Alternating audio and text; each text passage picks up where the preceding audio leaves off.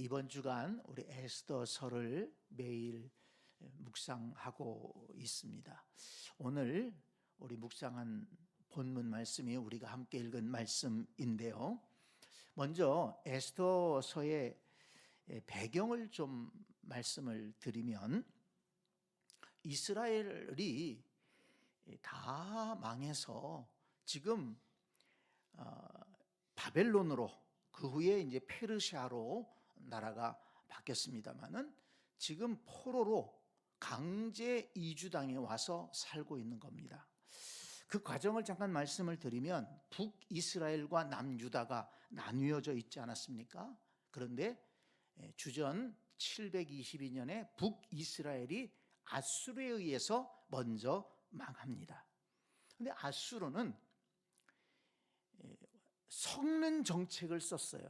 그래서 그 아수르의 민족들을 이 북이스라엘 땅에다가 이주시키고, 또 북이스라엘 사람들은 잡아다가 자기 나라에 데려다가 살게 했습니다. 그래서 혼혈 민족을 만들었어요.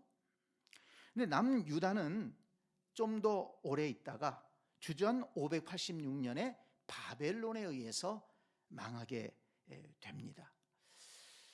그런데 이 남유다는 망하면서 세 차례에 걸쳐서 이 바벨론 왕이 유다 백성들을 강제로 그 바벨론 땅으로 이주를 시킵니다. 세 차례에 걸쳐서 이주를 시킵니다. 605년부터 1차, 2차, 3차에 걸쳐서 이렇게 이주하게 되는데요. 그래서 이 유다 땅에는 이스라엘 백성들이 거의 남지 않았어요. 그러다가 바벨론은 페르시아에게 정복을 당합니다. 그런데 이 페르시아의 고레스 왕은 정복한 민족들에게 자유롭게 자기 민족의 정체성을 지키며 살아가도록 그렇게 정책을 펼쳤습니다. 대신에 페르시아에게 대들지만 말아라, 반역하지만 말아라, 조국만 바쳐라. 그러면 너희들 나라에서 너희 민족끼리 너희들의 신을 섬기면서 자유롭게 살아라. 이렇게 포용적인 정책을 썼습니다. 그러다 보니까 지금 과거에 바벨론 시절에 유다 백성들을 강제로 이주시킨 사람들이 있잖아요. 그래서 그 사람들에게 너희 나라로 돌아가라. 그리고 가서 성전을 세우고 너희 신을 섬기고, 그리고 너희 민족을끼리 잘 살아라. 이렇게 허락을 한 것입니다. 그런데 이것이 우연이 된 것이 아니고 예레미야의 예언이 있잖아요. 지금 너희들이 여호와를 배반해서 이 나라가 망할 것인데, 그리고 포로로 끌려갈 것인데, 그러나 하나님은 너희들을 영원히 버리지 않을 것이다. 그곳에 가서 믿음을 지키고 잘 있으면 70년 후에 다시 돌아오게 될 것이다. 이렇게 예언을 했거든요. 그래서 정말 끌려갔어요. 끌려갔는데 정말 70년 되던 해에 그렇게 고레스 왕이라고 하는 사람이, 하나님이 그 고레스 왕의 마음을 감동시켜서 이 유다 백성들을 고향으로 돌려보냅니다. 그런데 끌려갈 때도 3차로 끌려갔는데, 3차례에 걸쳐서 끌려갔는데, 돌아오는 것도 3차례에 걸쳐서 돌아오게 됩니다. 주전 538년에 1차는 수룹바벨이 이끄는 유다인들이 약 5만 명 정도, 거의 대부분이 돌아오게 됩니다.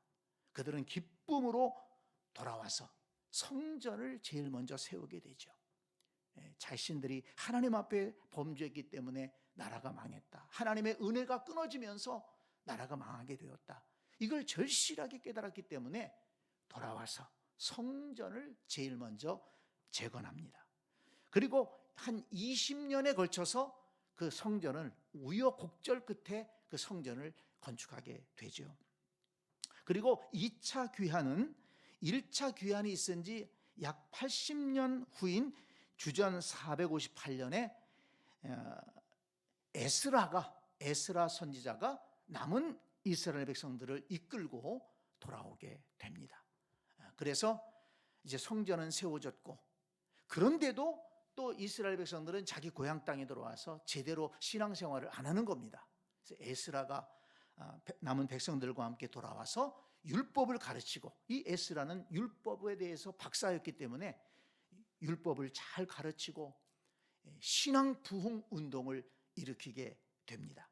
그리고 3차 귀환이 또 있었는데, 주전 445년에 아닥사스다 왕 때에 술관원으로 일하던 느헤미야가 중심이 되어서, 이 느헤미야가 그 소식을 들었잖아요. 예루살렘의 성벽이 다 무너져 가지고 이 주변 부족들이 자꾸 이스라엘을 괴롭히고 이 유다 나라가 제대로 서지 못했다는 소식을 듣고 너무 안타까워서 왕에게 얘기하고 왕의 후원을 입어가지고 돌아옵니다. 그래서 이 느헤미야를 중심으로 예루살렘 성벽을 재건하고 이제는 유다 나라가 온전하게 세워지는 그런 모습을 보이게 됩니다. 그런데 이 에스더의 사건은 그럼 언제 일어난 거냐? 유다 민족이 이 페르시아 수도 이 수산성에 머물러 있을 때 1차 귀환이 있고 2차 귀환이 있고 3차 귀환이 있었다고 그랬잖아요. 근데 1차 귀환과 2차 귀환 그 중간에 일어난 일이다, 이렇게 성경학자들은 얘기를 하고 있습니다. 그러니까 1차 귀환, 수룹바벨을 통해서 대부분의 유다인들이 귀환을 했어요. 그렇지만 아직도 그 페르시아 수산성에는 유다인들이 많이 남아 있었습니다. 그들은 왜 안 돌아갔을까요? 생각해 보세요. 그들이 강제로 이주를 당해왔지만 70년 동안 거기 살았습니다. 그 70년 동안 살면서 거기에 생활 기반을 많이 마련했어요. 거기에 사업도 했고 농사도 짓고, 그렇게 거기에 사업 기반을 많이 다준 사람들, 생활 기반을 많이 다준 사람들은 아무리 고향 땅이라고 그러지만은 돌아가지 못한 거예요. 그런 사람들이 많이 남아 있었다는 것입니다. 그래서 이방 땅에서 유다인으로 남아서 거기서 살고 있었던 것입니다. 그런 상황 속에서 일어난 일이 바로 에스더의 사건이다. 이제 이 정도 우리가 그 배경을 이해하고 이 말씀을 읽으면 훨씬 이해가 쉬울 텐데요. 그런데 여러분 생각해 보세요. 아무리 그 페르시아의 왕이 정복했던 민족들을 융화시키는 방향으로 정책을 쓰더라도 그 이방 나라에서 지금 많은 사람은 귀환했고 남은 사람들이 있는데 그 사람들의 삶이 그렇게 자유로웠겠습니까? 특히나 유대인들은 그때 당시에도 미움을 좀 많이 받았어요. 왜 미움받느냐? 보세요. 그 당시에 나중에 뭐 로마 시대 때도 마찬가지고 그렇습니다만은 유대인들은 유일신 하나님을 섬겼습니다. 그런데 대부분의 시대에는 다 유일신이 아니에요. 많은 신들을 섬겼습니다. 뭐 농사의 신도 섬기고 비의 신도 섬기고 산의 신도 섬기고 그렇게 신을 많이 섬겼어요. 그런데 유대인들은 어떻습니까? 오직 유일하신 여호와 하나님만이 참 하나님이시다. 다른 신들은 다 거짓되다. 하나님만 섬겨야 된다. 그러니까 다른 신들을 섬기는 사람들이 그 당시에는 그런 신들을 섬기는 것이 하나의 문화고 그것을 굉장히 중요하게 생각을 했는데 유일신 여호와 하나님만을 섬겨야 된다고 그러니까 미움을 받은 거예요. 그리고 또 유대인들은 머리가 좋지 않습니까? 지금도 그렇지만 어디 가나 열심으로 일을 하고 또 머리가 좋아가지고 사업 수완도 있고 자기들끼리 똘똘 뭉쳐가지고 부를 축적을 잘합니다. 그러니까 그 동네 사람들이 그 지역 사람들이 미워하는 거예요. 저 유대인들은 자기들끼리 뭉쳐가지고 자기들끼리 사업하고 저렇게 재산을 모으고 부러워하는 거죠. 그래서 굉장히 미움을 많이 받습니다. 그래서 오늘 본문에도 보면 모르드게가 이 에스더한테 뭘 당부합니까? 네가 유대인이라는 거 얘기하지 마. 그 얘기하잖아요. 너 유대인인 거 얘기하지 말아라. 왜 그렇습니까? 미움받을까 봐, 불이익을 당할까 봐 그렇게 당부를 한 것이죠. 그래서 이 에스더도 자기가 유대인이라는 걸 밝히지 않고 입을 꼭 다물고 살아갑니다. 왕후까지 되었어요.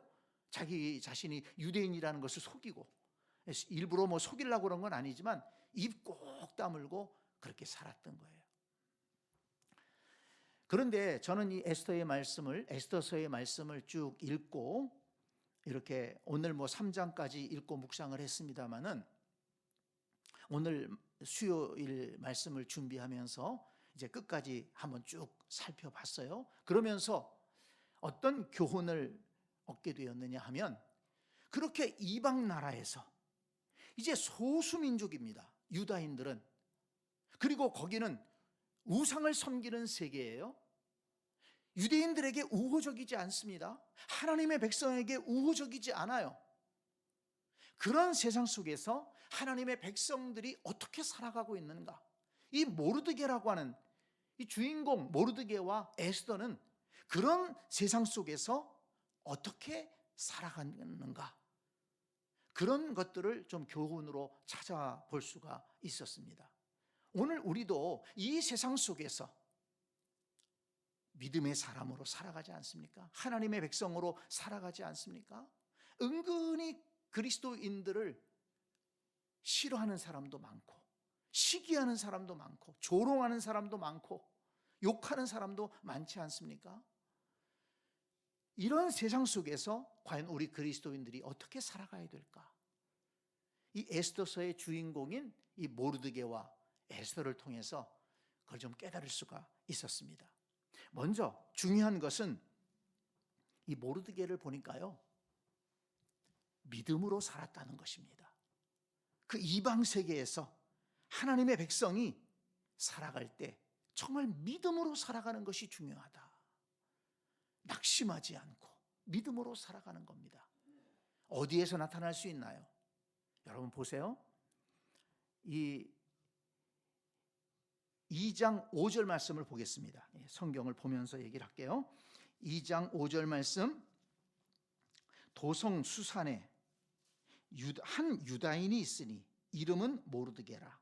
그는 베냐민 자손이니 기스의 증손이요 시므이의 손자요 야일의 아들이라. 전에 바벨론 왕 느부갓네살이 예루살렘에서 유다 왕 여고냐와 백성을 사로잡아 갈 때에 모르드게도 함께 사로잡혔더라. 모르드게가 어떤 일을 당했습니까? 유다가 망할 때 포로로 끌려온 사람이에요. 근데 이 모르드게가 어디 출신입니까? 이게 보니까는 베냐민 자손이고 기스의 종손이라고, 중손이라고 그래요. 증손이라고 그랬어요. 기스가 누굽니까? 사울 왕이 기스의 자손이에요. 베냐민 족속이고, 그러면은 왕족이었다는 것입니다. 그러면 유다에 살 때 어떻게 살았을까요? 그래도 잘 살았을 거예요. 괜찮게 살았을 거예요. 그런데 하루아침에 나라가 망하고 포로로 끌려왔습니다. 그냥 던져진 거예요. 옛날에 고려인들이 저 시베리아로 그냥 갖다 던져버렸듯이 스탈린이 그런 악을 범했잖아요.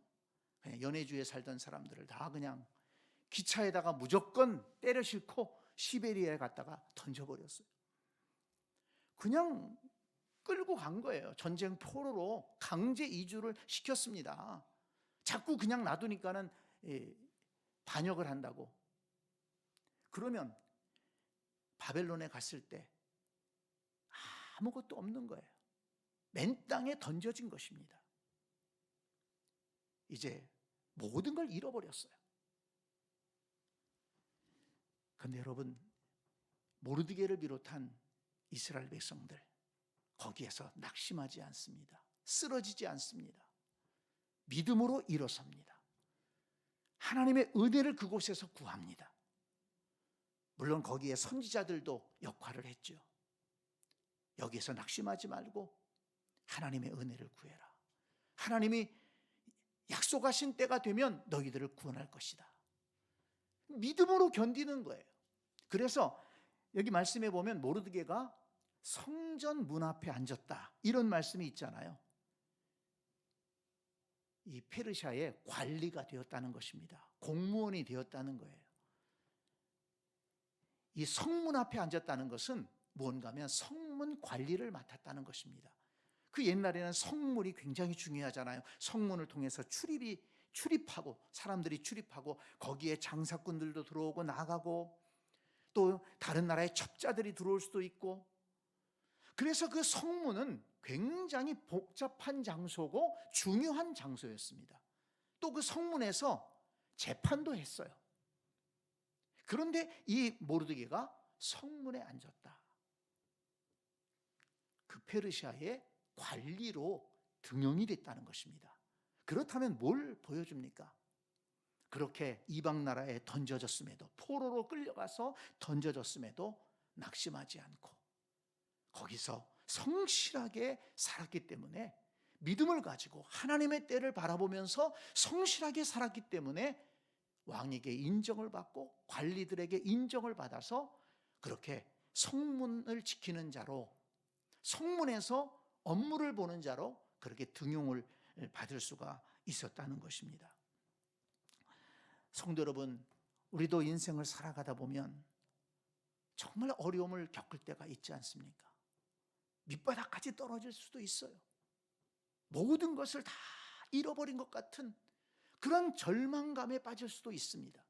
그렇지만 이 모르드게를 통해서 우리가 용기를 얻을 수 있는 게 뭡니까? 아무리 밑바닥에 떨어질지라도 하나님의 백성은 일어설 수 있다는 것입니다. 그 밑바닥은 다시 일어서는 장소지 결코 망하는 장소가 아니라는 것입니다. 여러분, 이 믿음을 갖고 살아가시기를 바랍니다. 물론 그런 자리에 떨어지면 안 되겠죠.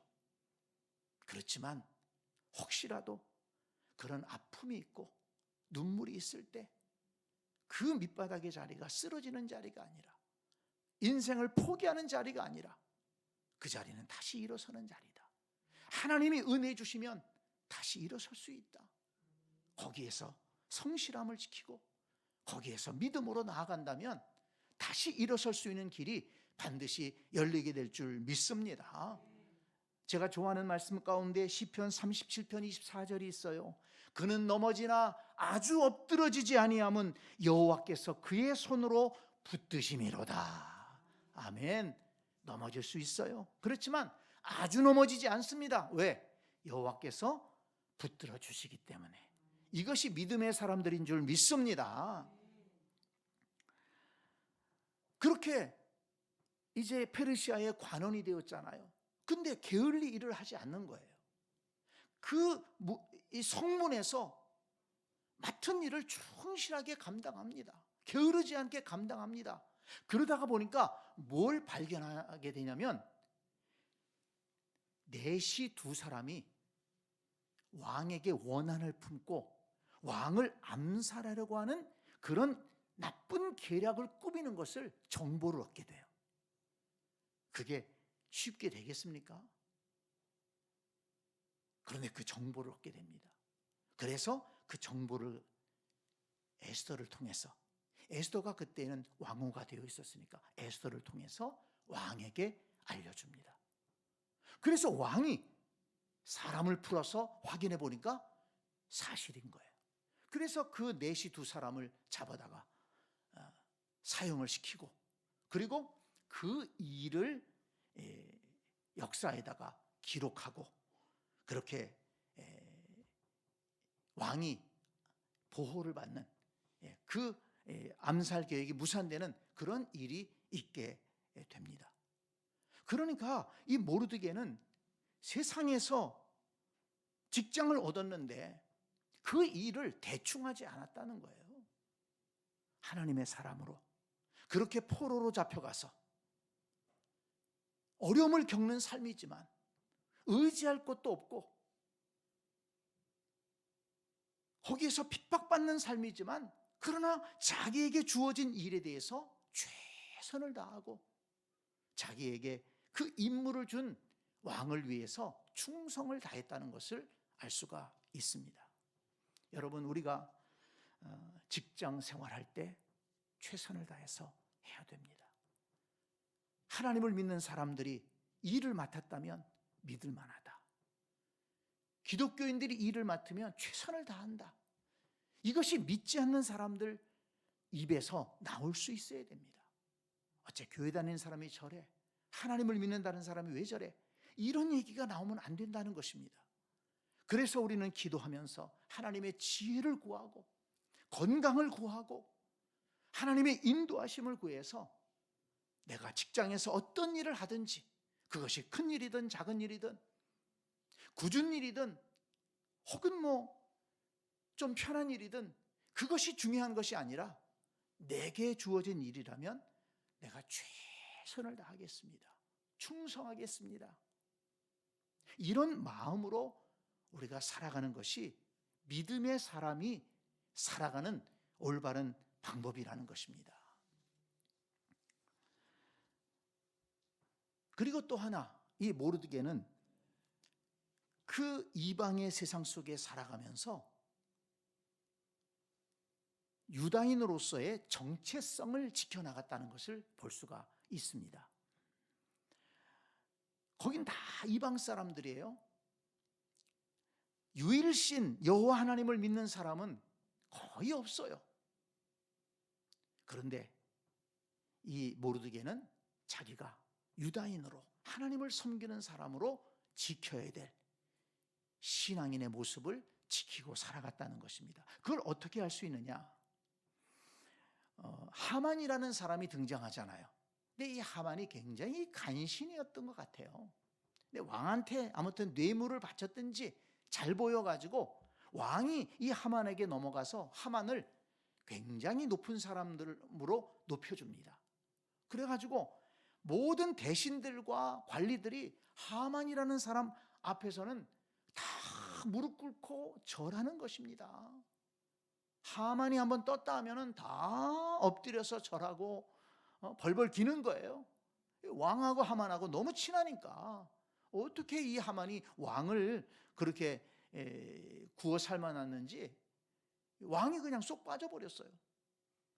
그런데 이 모르드게는 하만에게 절을 하지 않습니다. 왜 절을 하지 않을까요? 모르드게가 교만해서? 그냥 하만을 무시해서 그랬습니까? 아닙니다. 하만이 아각 사람이었기 때문에 그렇습니다. 하만이 아각 사람이었다. 이것을 밝히고 있습니다. 그 아각 사람이 누구냐?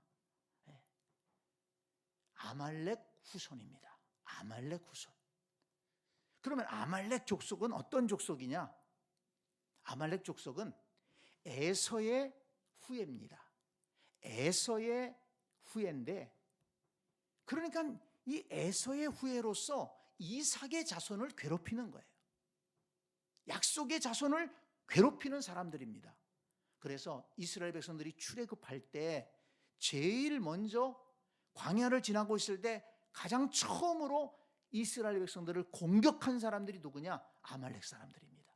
그것도 싸우겠다고 앞에서부터 나타난 게 아니라 이스라엘 백성들이 쭉 가고 있는데, 행진하고 있는데 거기에 지쳐서 뒤로 막 처지는 사람들이 있잖아요. 이 아말렉 사람들이 비겁하게 뒤로 와가지고 그 지쳐 처진 사람들을 공격했다는 것입니다. 하나님의 도우심으로 아말렉 사람들을 물리쳤습니다마는 그 후에도 보게 되면 가나안 땅에 들어와서도 이 아말렉과 이 이스라엘은 계속 전투합니다. 아말렉이 계속 이스라엘을 공격해와요. 그래서 많은 전투가 이 아말렉과 있었고, 그래서 이 모세는 세상을 떠나기 전에 당부합니다. 아말렉이 이스라엘에게 한 일을 절대 잊지 말아라. 그리고 약속의 땅에 들어가면 아말렉을 남겨두지 말아라. 그렇게까지 얘기를 합니다. 그러니까 모르드게는 그 말씀을 기억하고 있는 거예요. 유대인으로서 자기 민족을 괴롭혔던 이 아말렉, 이 아말렉의 후손을 나는 절할 수 없다. 그러니까 여기에서 그냥 단순히 교만해서 그 사람이 미워서가 아니라 여기에는 영적인 문제가 있는 것입니다. 이 에서의 후손과 이삭의 후손, 이게 나눠지는 거예요. 그래서 이 모르드게는 신앙의 정체성을 지켜나갔다. 근데 나중에 그 신앙의 정체성을 지켜나가다가 어떤 어려움을 당합니까? 죽을 뻔하잖아요. 그리고 그 일로 인해서 유다인들이 멸절을 하게 되는 그런 위기에 처하게 됩니다. 그렇습니다. 우리가 세상에 살아가면서 우리가 그리스도인이라는 것 때문에 어려움을 당할 수도 있어요. 그렇지만 우리가 그리스도인으로서의 정체성을 지켜나가지 않는다면 조금 손해볼 수도 있어요.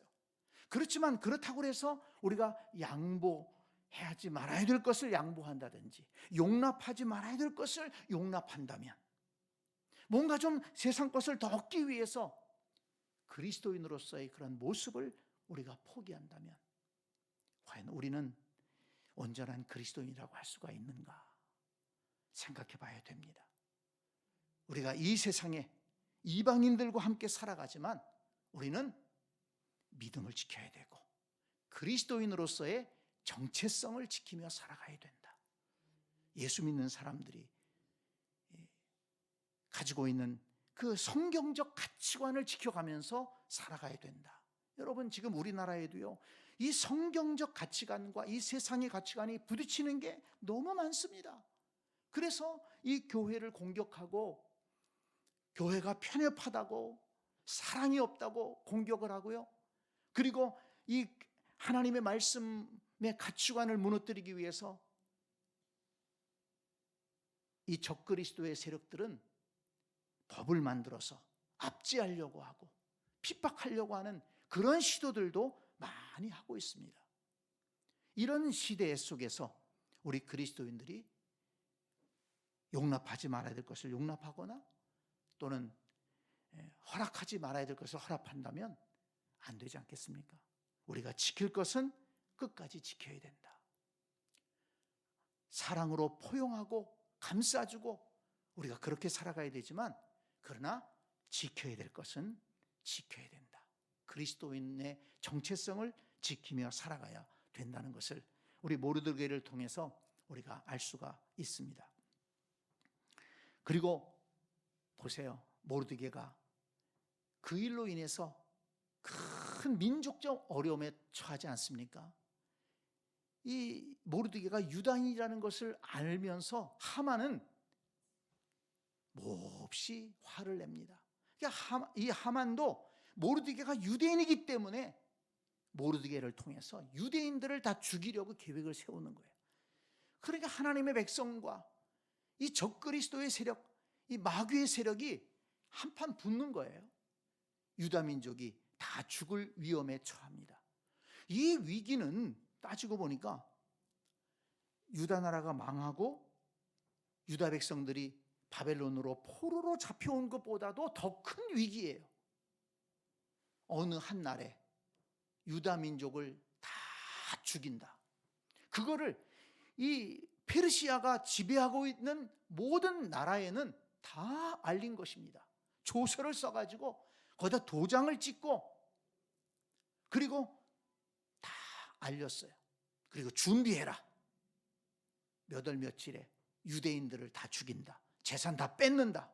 남녀노소 다 죽여라. 페르시아가 지배하고 있는 그 방대한 땅에 흩어져 있던 유다인들을 다 죽이라고 그렇게 명령이 떨어진 것입니다. 지금 같은 시대가 아닙니다. 그때는 절대 권력의 시대고 폭력이 난무하던 시대예요. 유다인들이 꼼짝없이 죽게 생긴 것입니다. 그런데 그 위기를 당할 때 모르드게가 어떻게 합니까? 그때 신앙이 빛이 나기 시작합니다. 그는 하나님 앞에 엎드립니다. 자기 옷을 찢고 베옷을 입고 하나님 앞에 엎드려서 통곡하며 기도하는 거예요. 이 민족을 살려주시옵소서. 그리고 그 소식을 듣고 에스더가 연락이 옵니다. 에스더에게 얘기합니다. 우리 민족이 다 죽게 생겼다. 그러니 네가 왕 앞에 나가서 이 사실을 알려야 된다. 그랬더니 에스더는 뭐라고 얘기합니까? 제가 왕 앞에 나가지 못한 지가 지금 30일이나 되었습니다. 그런데 왕이 부르지 않았는데 나아가게 되면 황후고 누구고 없습니다. 내가 만약 나갔을 때 왕이 반겨주지 않는다면 나는 그 자리에서 죽을 수밖에 없습니다. 그렇게 얘기할 때 이 모르드게가 뭐라고 얘기합니까? 그래, 너는 가만히 있으면 너는 살지 모른다. 그렇지만 네 민족은 다 죽는다. 네가 왕후가 된 것이 이때를 위함인지 어떻게 아느냐? 그 말에 에스더가 생각을 바꿉니다. 이 민족을 살려야 된다. 하나님께서 이때를 위해서 나를 왕으로 세우셨다. 그래서 함께 기도하고 사흘 동안 함께 금식하며 기도하고 왕 앞으로 나아갑니다. 그런데 왕이 이 에스더를 환영하는 거예요. 그래서 에스더가 그 얘기를 합니다. 그래서 구원의 길이 열리지 않습니까? 그러니까 이 모르드게는 위기를 만났을 때 그때 낙심하지 않고 도망가지 않고 저 혼자 살 길을 찾지 않고 하나님 앞에 기도하면서 믿음으로 민족을 살리기 위해서 기도하면서 그렇게 위기를 극복하기 위해서 나아갔다는 것을 우리가 알 수 있습니다. 성도 여러분, 우리가 이 세상에 살면서 많은 어려움을 겪을 때 우리가 해야 될 것은 무엇이냐? 다시 한번 하나님 앞에 기도하고 하나님의 은혜를 구하고 하나님 이때를 위해서 나를 세우신 것이라고 생각합니다. 자기의 사명을 깨닫고 하나님 이때를 위해서 나를 부르지 않으셨습니까? 이때를 위해서 나를 세우셨다면 감당할 수 있는 힘을 주시옵소서. 하나님의 백성은 책임질 줄 아는 사람입니다. 도망가는 사람이 아니라 책임질 줄 아는 사람. 핑계대는 사람이 아니라 문제를 해결하는 사람. 하나님께서 은혜 주시고 지혜 주시고 인도하심을 따라서 그 어려운 문제들을 해결해 나아가고 그래서 우리 가정을 살리고 교회를 살리고 또 이 민족을 살릴 수 있는 우리 그리스도인들이 되어야 될 줄로 믿습니다. 그래서 여러분 이번에 우리 6.3 대선을 위해서 여러분 많이 기도해 주시기 바랍니다. 알 수 없어요 우리는. 그렇지만 한 가지 마음은 분명하지 않습니까? 우리 대한민국이 지금까지 달려온 이 길을 멈추면 안 되고 후퇴하면 안 되고 앞을 향해서 나아가야 되고 더 발전하는 나라로 더 안정된 나라로 더 하나님 앞에 쓰임받는 나라로 나아가야 되지 않겠습니까? 거기에 얼마나 리더가 중요합니까? 그래서 우리는 기도해야 됩니다. 하나님의 은혜를 구하고 하나님의 인도하심을 구하고 하나님 이 나라를 지키시고 인도해 주옵소서. 하나님께서 쓰시는 일꾼을 세워주시옵소서. 우리는 다 알 수 없지만 하나님의 은혜를 구하며 나가야 됩니다. 그래서 우리 하나님의 사람들이 이 어려울 때에 기도하고 하나님의 은혜를 구함으로 그래서 우리는 믿음의 사람으로서의 책임을 감당해야 된다는 것입니다. 네, 우리가 모르드게에 대해서 좀 살펴봤는데요.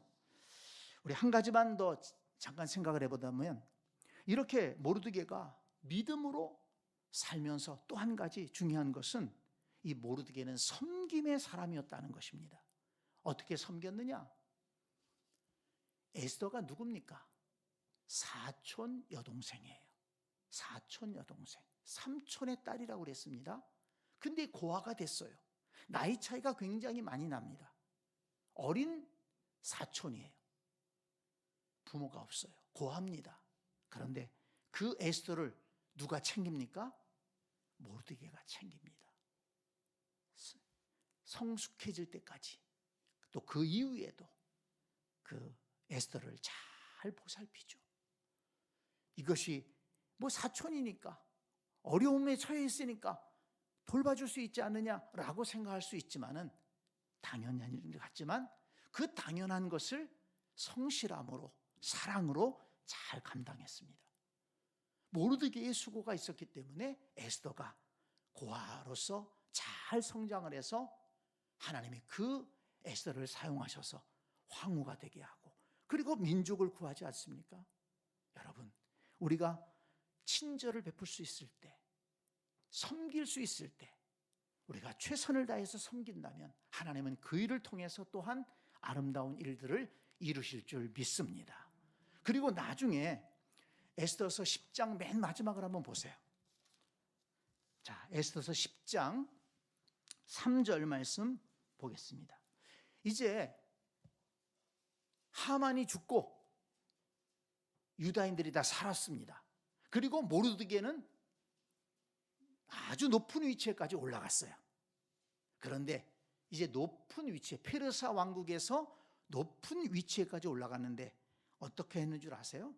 10장 3절, 유다인 모르드게가 아하수에로 왕의 다음이 되고, 왕 다음 2인자가 됐다는 거예요. 그런데 보세요, 유다인 중에 크게 존경받고 그의 허다한 형제에게 사랑을 받고 그의 백성의 이익을 도모하며 그의 모든 종족을 안위하였더라. 모르드게가 그렇게 높아졌지만 교만해지지 않았습니다. 그 권력을 자기를 위해 쓰지 않았어요. 그래서 존경받았어요. 사랑받았습니다. 그리고 자기 백성을 위해서 헌신했습니다. 여러분, 모르드게가 이렇게 하나님의 사람으로서 이방 세계에서 살아가면서도 믿음으로 살아가고 겸손하게 섬김의 삶을 끝까지 달려갔다는 것입니다. 이것이 오늘 우리가 본받아야 될 모습 아니겠습니까? 이방 세계 속에서 우리 하나님의 백성들이 살아갈 때 믿음으로 살아가자. 그리고 겸손하게 섬기며 살아가자. 하나님은 그런 사람들을 통해서 일하시고 그 사람들을 통해서 위대한 일들을 행하실 줄 믿습니다.